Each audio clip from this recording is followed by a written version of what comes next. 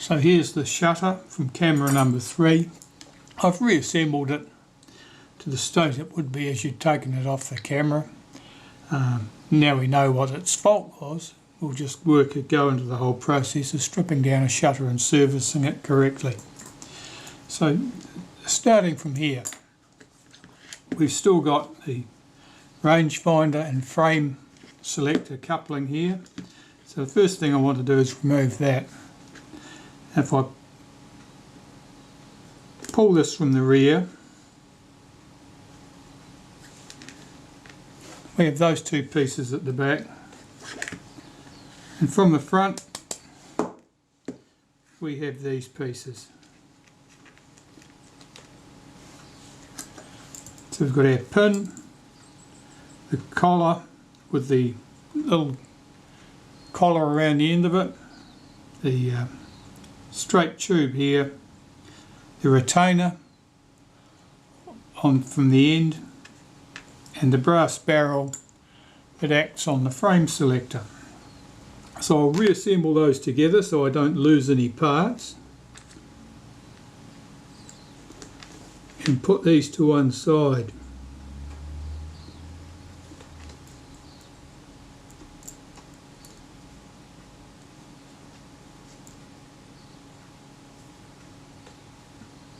So that's all kept together now, and I can pop that to one side, confident it shouldn't get lost. Right, so starting here, what are we going to do with this? Well, normally I remove the front rings from the shutter. Makes life much easier. You can even do that before you remove the whole front component, the front of the camera. So I'll remove those 3 small screws.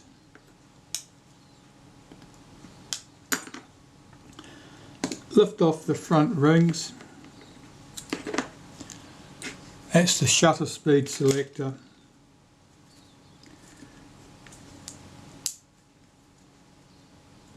These are a bit sticky, they certainly need to be sorted out a bit.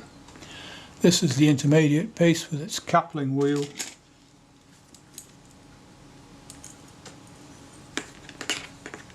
The aperture selector, or the aperture indicator more, and then just the front ring.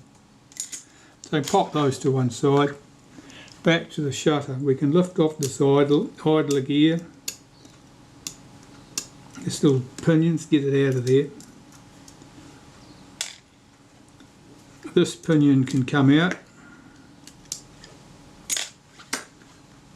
We'll flip this over. We've got 4 screws hold the shutter to the front of the camera. Now, one thing worth noting here is you can see you've got an access hole. There's 4 access holes in that gear. This one lines up at the rest position. That lines up with the hole that we need to access for the screwdriver. These 2 gears, this little one here and this big one, they are not a nice neat arrangement of even numbers. If you rotate this once, you'll find that the alignment of these 2 pieces has moved. Our alignment here is determined by the D-shaped tube on the back of this gear, which couples to the shutter, and in its rest position the flat side of the D is uppermost.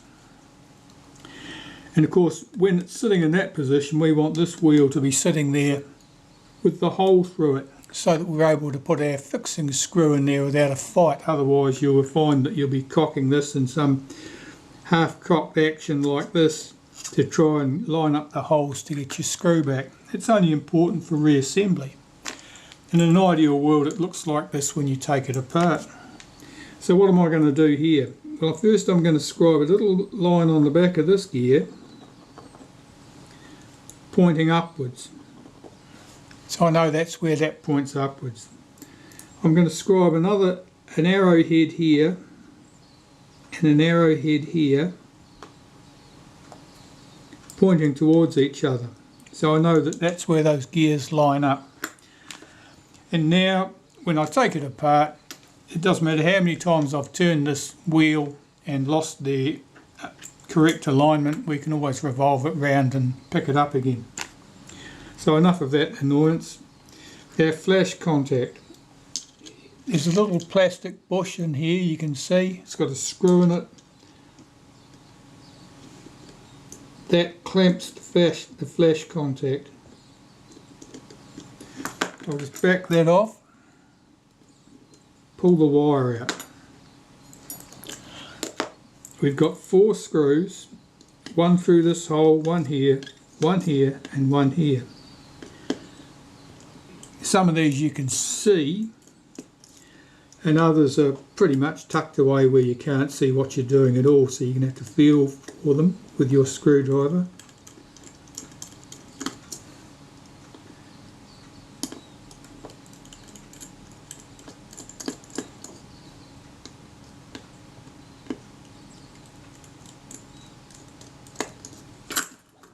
Tip that up, see if we can get our 4 screws.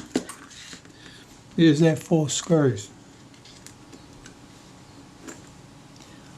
I'll put those to one side. Now the shutter should lift off the front. It does, and there's our little plastic bush with its adjustment screw for clamping the flash contact. Put that to one side. So here we've got the front plate of the camera with these components on it. If you want to take this apart to clean it, start with these 3 screws on the chrome plate.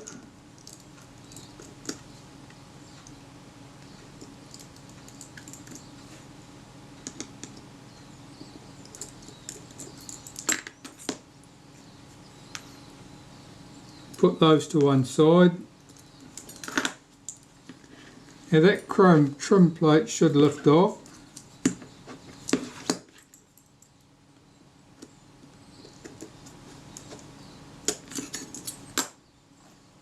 It has the flash wire on it there, so take note of that. If the flash wire comes off, you'll have to solder it back. This black surround, which is painted metal, that can come off. This needs cleaning. You can see it's got glue and other rubbish on it. Now we're down to the front plate with some glue and other rubbish at this point. And this aluminium mount, that's where the shutter fixed to. This mount is held to the front plate with 4 screws. Now these 4 screws are prone to coming loose. When you put the camera back together, you may want to lock those screws with a touch of lacquer. We're not there yet, so we don't need to do it.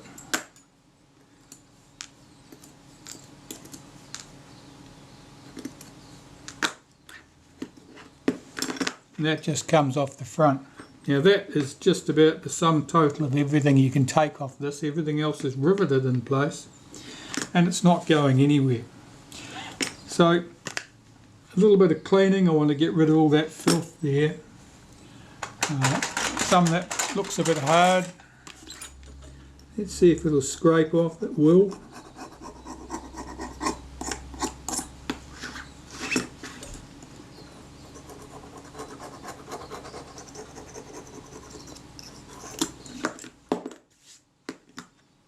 That's good, and the rest of that will clean up nicely with a bit of naphtha.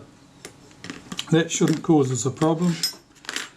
This piece likewise, there's a bit of muck on the back. That will probably clean off with a bit of naphtha. The paint on this brass piece is fairly easily knocked off, so don't go mad scraping at it. Particularly on the outside edges, you could end up with a nice pretty piece of brass. Alright, so with that out the way, we'll come back to putting that back together later. Here's the shutter itself. So the shutter on its front focus mount here, that's where the lens mounts to. We've got 3 screws. Hold this together. One in each of these 3 black pieces here. There's another black piece here with a hole through the middle. It's got a screw either side. Leave those screws alone, you don't need to go there. Right, we can lift off the shutter. Here's our shutter, complete. Here's the front mount. Now, these pieces we don't want to lose. So I'll get another container, put the 3 screws in it. There's a ball bearing. Be careful not to lose your ball bearing. And here's the front cover plate. And there's the ring itself. There's not much to see with that. Excuse me while I pop some of these pieces neatly aside where we can find them. Right, the shutter itself, this is what we're interested in here. Okay, so this can come apart now more or less in a traditional fashion from the front. We've got a retaining clip here. I'm just going to pull that out with the tip of my tweezers.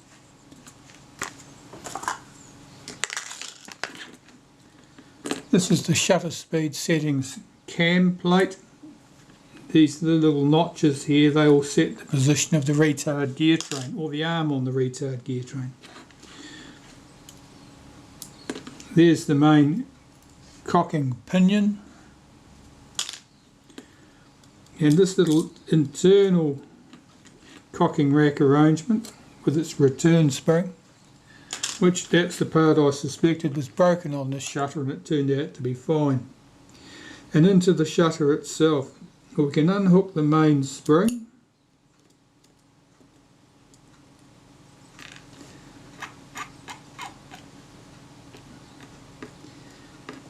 Now that's looking somewhat relaxed. I think last time I saw that, that was sitting at about the 2 o'clock position. It's not sitting there now. We'll have to investigate that. The main cam. Actually, I don't think I did reset that spring, did I? No, so that's quite normal. That's as you'd expect. I'll just lift out the shutter release.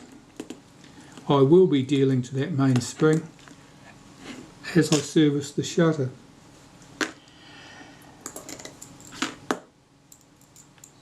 Self-timer or delay action, and the retard gear train here.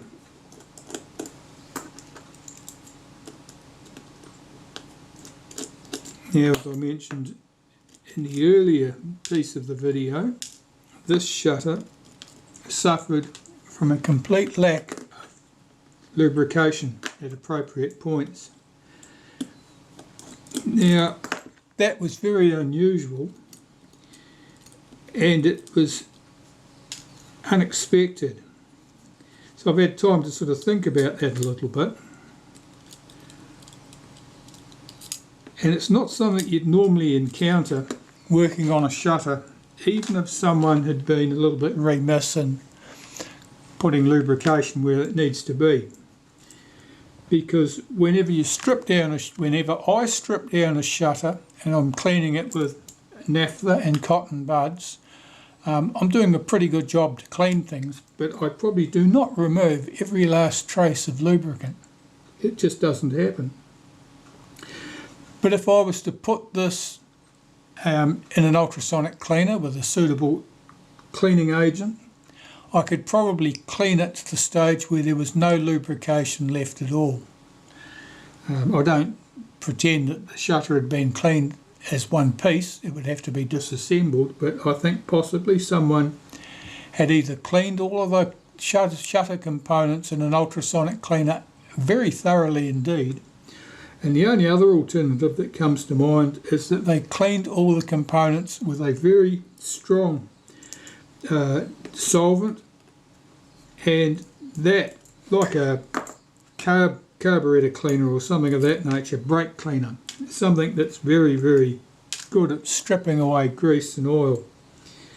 And that may have been what had caused all of the surfaces to completely lack any lubrication at all, and so basically the physical components didn't want to roll over each other. Right, so we've got one screw at the end of the bracket here and one here holding that spring in place as well. That's the return spring for that little latch.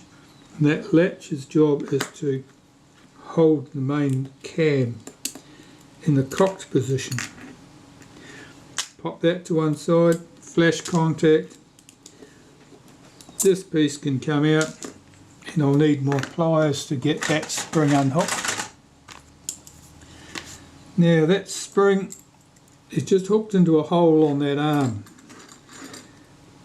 Quite commonly, when you're stretching the spring out in order to try and unhook it, the arm simply moves with it and you end up stretching the spring a very long way trying to disengage it, which is undesirable. But if you block that arm from moving like this with a screwdriver, you only need to move the spring a very short distance, hardly stressing it at all, in order to unhook it. That little arm can come off and the pallet wheel can come off. We've only got one extra spring left in here now that needs to come out, because I probably took the other one off without mentioning what I was doing, the one on the B lever. This little spring is very good at getting pinged away into the distance. It just tried to do it then. My tweezers aren't in the best condition. That spring there, be careful about that one.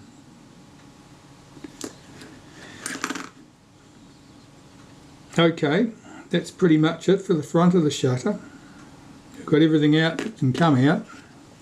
And at the rear of the shutter, 3 screws hold this plate on the back.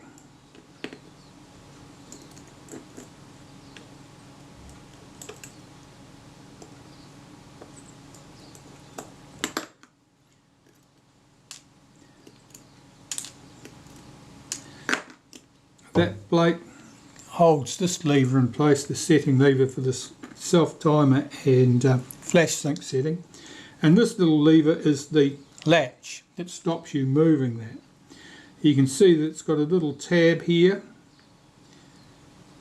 and that tab drops into this ring in 2 positions in order to lock it. This should come out from there.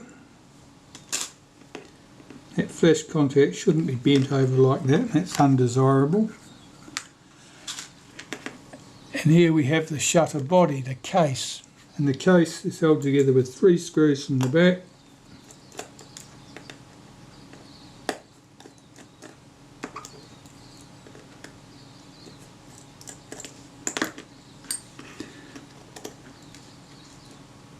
Now this is the shutter from camera number 3.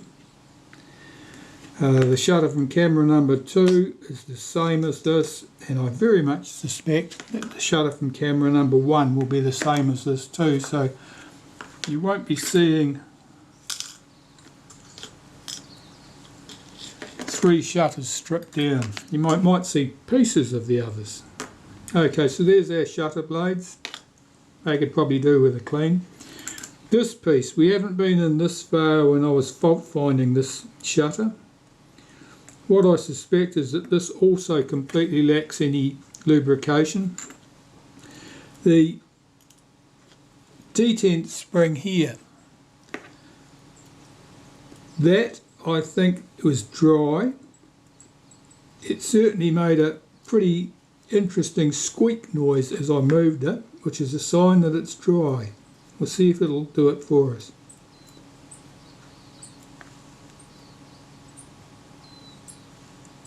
I'm not sure the camera picked that squeak up, but that's a sure sign that where the spring runs over the boss on the blade actuating ring, that there's no lubrication at all.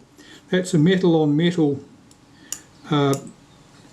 surface there grinding away at each other, and that is not good.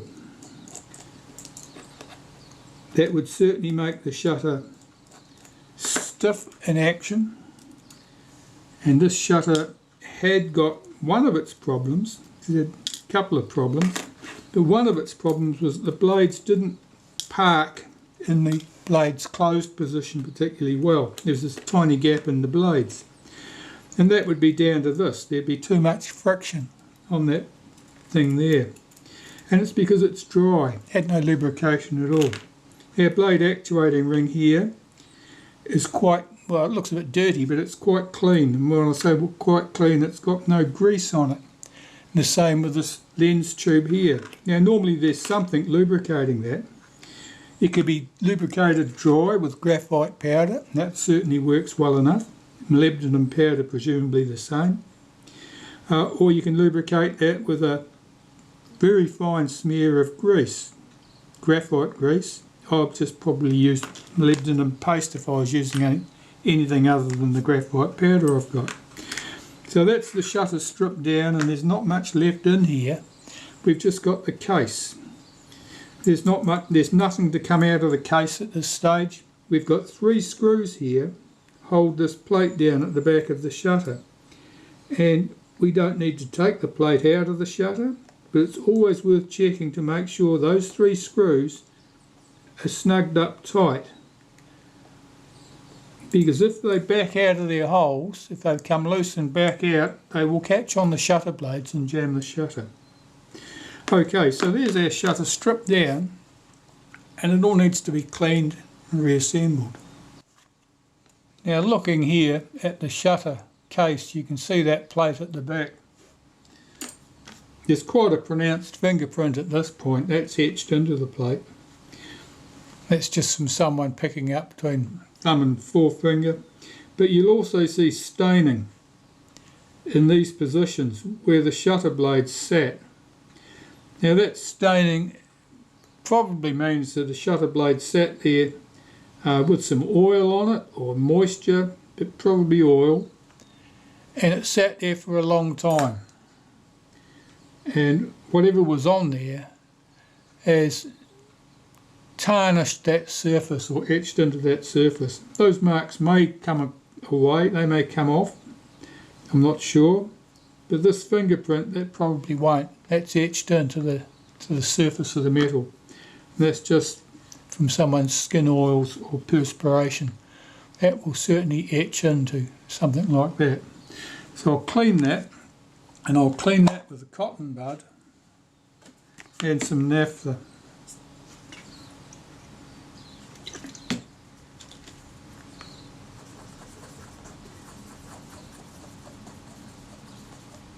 I'm interested here to see if those marks will come off where the shutter blades were. They do appear to be, if not disappearing completely, certainly mostly disappearing.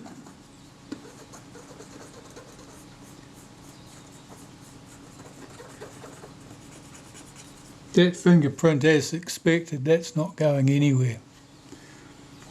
It's a permanent feature now. That'll identify the culprit. We'll send that to Interpol, see what they can tell us.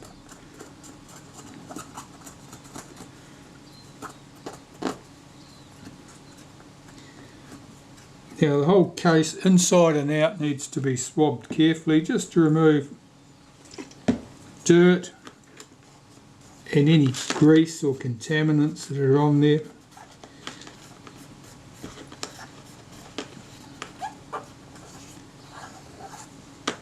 It's not bad, you know, there's not much dirt coming off that. Bit of grease there.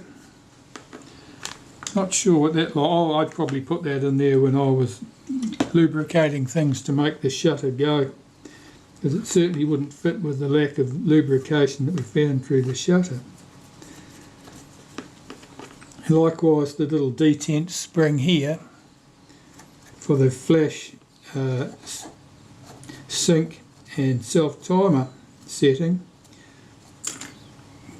that's usually got a little touch of lubricant on there, usually graphite grease, molybdenum paste if I'm doing it. Alright, so that's looking pretty good. That's our case done, and I'll move to the mechanism plate next, I think. The mechanism plate really just needs the same treatment.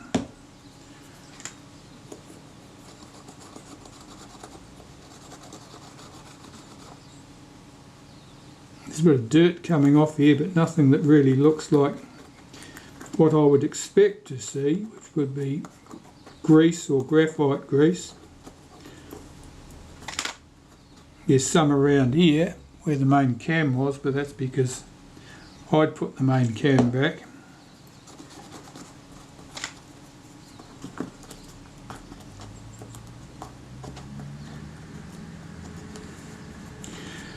So, the moral of the story here, I think, is that cleaning a shutter is a good thing, but you must lubricate it when you're finished.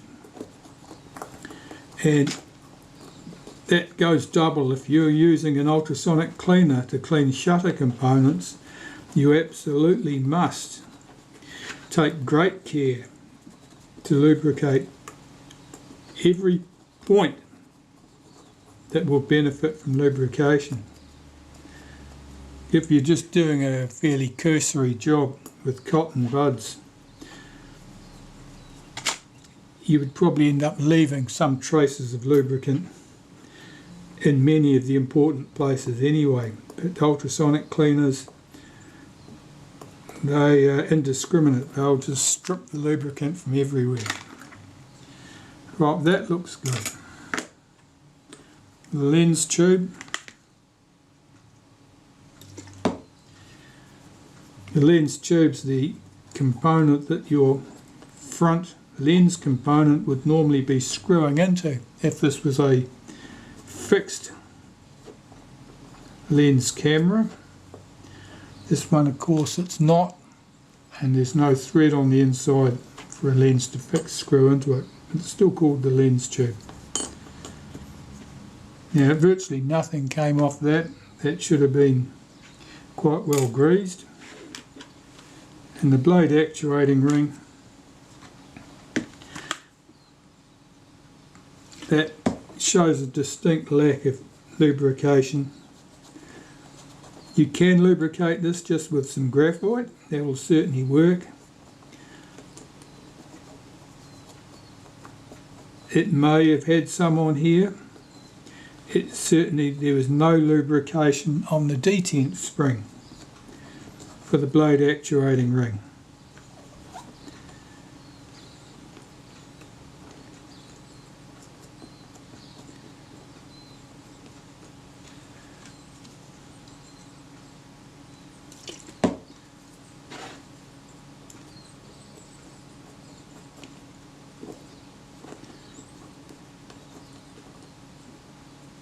There's a lot of dirt coming off this.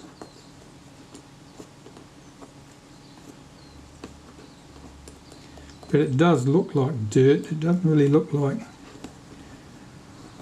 lubricant.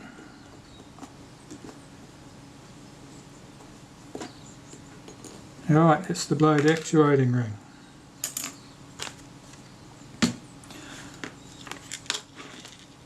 Here's our shutter blades that will need cleaning. They may need quite some attention, I would say. For the blade actuating ring, I'm going to lubricate this with graphite powder, since I normally do.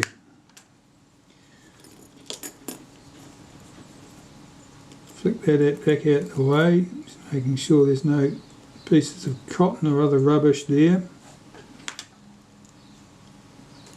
And the blade actuating ring goes in here.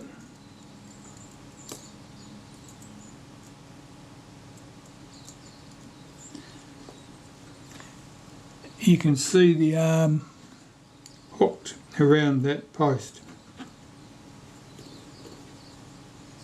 The detent spring sits here, and I'll need to swing that into position behind the boss on the blade actuating ring. Alright, so with that held nicely like that, I can put this in place, the lens tube, which only goes in one position. Make sure you haven't got this pawl sitting underneath it. And this post has got the edge chewed off, so it can go next to that pin. There are 3 fixing screws. 2 of them are the same length. They're shorter. They go here and here.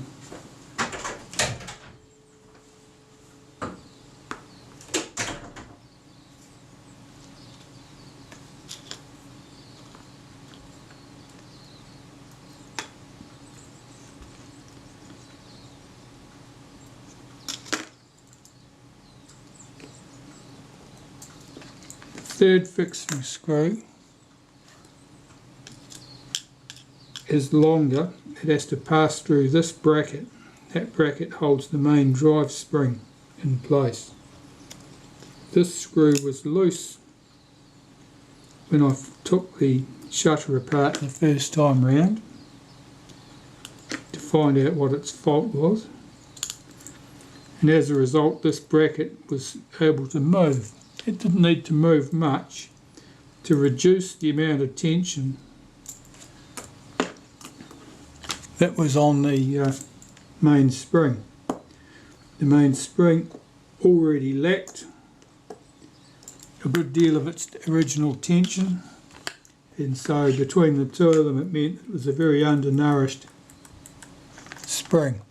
Now here I'm moving the blade actuating ring. That's absolutely silent. Even though I've got no lubrication at all in there, I must have moved enough gritty dust or dirt to make a big difference in the way that feels. That's quite interesting. I wasn't expecting that. So we've got our blade. This I want to lubricate with a bit of graphite powder next. Right, I'm going to lubricate this blade actuating ring with some graphite powder. Now that's what I normally use for doing this job. I'll also do the same thing with some molybdenum paste on another shutter, because both of them are suitable methods of lubricating that blade actuating ring, and it depends what you've got to hand, which one you use, I expect. So let's start with this. First I'll just pop it into this container, because that's where I do all the graphite powder work, and that way it's contained. I'll just drop a bit of graphite powder in here.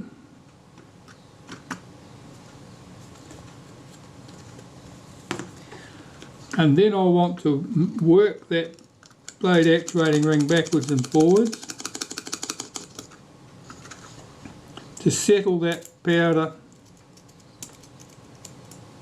in between the various surfaces. This is always a bit tricky because you've got a couple of latches which will drop in and stop the blade actuating ring moving while you're busy doing this. But that's enough just to work some in. Now I'll take that away and blow the excess out. You don't want loose graphite powder floating around inside the shutter, because it'll settle on the inside glass surfaces of your lens if you allow it.